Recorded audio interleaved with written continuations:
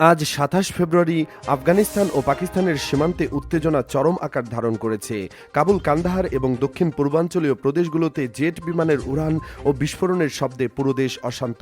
কয়েক মাসের পাল্টাপাল্টি সংঘর্ষ এখন উন্মুক্ত যুদ্ধের দিকে ধাবিত হতে পারে। ইসলামাবাদের প্রতিরক্ষামন্ত্রী খাজা মোহাম্মদ আসিফ ঘোষণা করেছেন তাদের ধৈর্যের সীমা শেষ। আফগান সীমান্তে পাকিস্তানি সেনাদের উপর হামলার জবাবে উভয় দেশের মধ্যে সর্বাত্মক মুখোমুখি সংঘর্ষ শুরু হয়েছে। পাকিস্তানের প্রধানমন্ত্রী শেহবাজ শরীফ বলেন, দেশের সশস্ত্র বাহিনী যে কোনো আগ্রাসীকে মোকাবেলা করার পূর্ণ সক্ষমতা রাখে। আজ ভোরে পাকিস্তানি সামরিক বাহিনী কাবুল, কান্দাহার এবং পাকতিকা প্রদেশে আফগান প্রতিরক্ষা লক্ষ্যবস্তুতে বিমান হামলা চালিয়েছে। আফগান বাহিনীর প্রতিক্রিয়ায় সীমান্তে স্থল অভিযান পরিচালনা করে।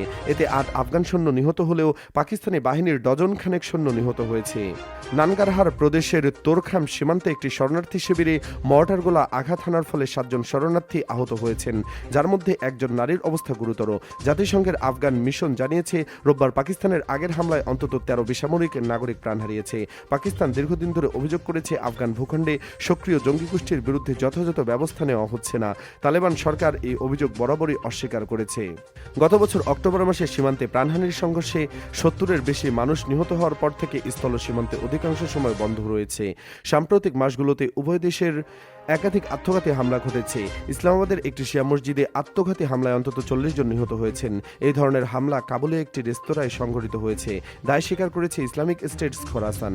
বিশ্লেষকরা বলছেন, চলমান সংঘর্ষ যদি দীর্ঘায়িত হয় তবে সীমান্তবর্তী অঞ্চলের বেসামরিক মানুষের উপর বড় ধরনের প্রভাব ফেলবে। তারিফ বিন জিহাদ, দেশ 24 লাইভ, ঢাকা।